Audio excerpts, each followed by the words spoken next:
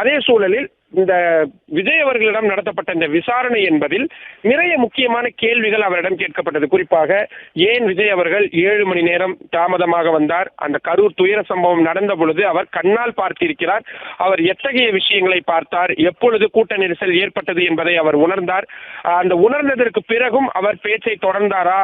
அந்த கூட்ட நெரிசல் சம்பவம் ஏற்பட்டு அந்த பெரும் ஒரு அசம்பாவித சம்பவம் ஏற்படுவதற்கான சூழல் ஏற்பட்டதற்கு பிறகும் விஜய் அவர்கள் தொடர்ச்சியாக தனது பிரச்சாரத்தை ஏன் மேற்கொண்டார் போன்ற பல்வேறு கேள்விகள் அவரிடம் கேட்கப்பட்டிருக்கின்றது.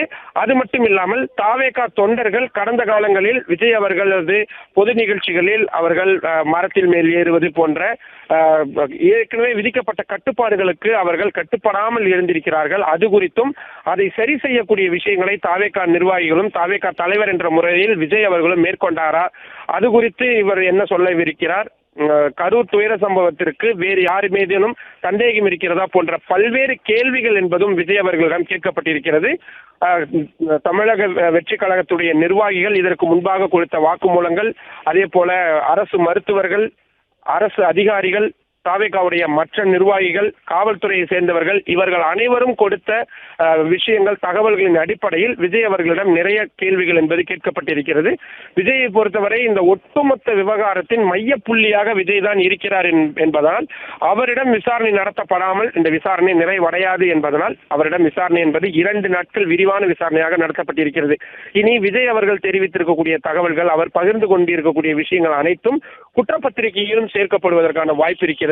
குற்றப்பத்திரிகை வந்ததற்கு பிறகுதான் சிபிஐ யார் மீது இந்த விவகாரத்தில் குற்றம் சுமத்துகிறார்கள், எத்தகைய சட்ட பிரிவுகளை சேர்த்திருக்கிறார்கள், கான்சிக்வன்சஸ் மற்றும் இதனுடைய காக்னிசன்ஸ் எந்த அளவுக்கு இருக்கிறது, குற்ற பின்னணியில் யாரேனும் இருக்கிறார்களா அல்லது விபத்தாக இதை கொண்டு போக விரும்புகிறார்களா, கான்ஸ்பிரசி என்று சொல்லப்படக்கூடிய சதித்திட்டமாக சிபிஐ இதை எடுத்து செல்ல போகிறார்களா?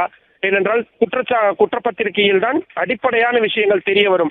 எஃப்ஐஆர், அதற்கு பிறகான குற்றப்பத்திரிகை மீதான நீதிமன்றத்தின் விசாரணை, அதற்கு பிறகான விசாரணை என்பது மிக விரிவான ஒரு காலகட்டமாக இருக்கும். ஆனால் அனைத்திற்கும் அடிப்படை எஃப்ஐஆரும் குற்றப்பத்திரிகையும் தான். அந்த குற்றப்பத்திரிகையின் மீதுதான் நீதிமன்றம் விசாரணை என்பதை நடத்துவார்கள். சிபிஐ அதிகாரிகள் டெல்லியில் விசாரணையை நடத்தி இருந்தாலும் குற்றப்பத்திரிகையை கரூர் நீதிமன்றத்தில் தாக்கல் செய்வதற்கான திட்டங்கள் என்பதுதான் அவர்களிடம் இருக்கின்றது. அதன் அடிப்படையில் அந்த குற்றப்பத்திரிகையில் முக்கிய அம்சங்கள் இடம்பெற வேண்டும் என்பதற்காகத்தான் இவ்வளவு விரிவான விசாரணையை மிகவும் துரிதமாக மேற்கொண்டிருக்கிறார்கள்.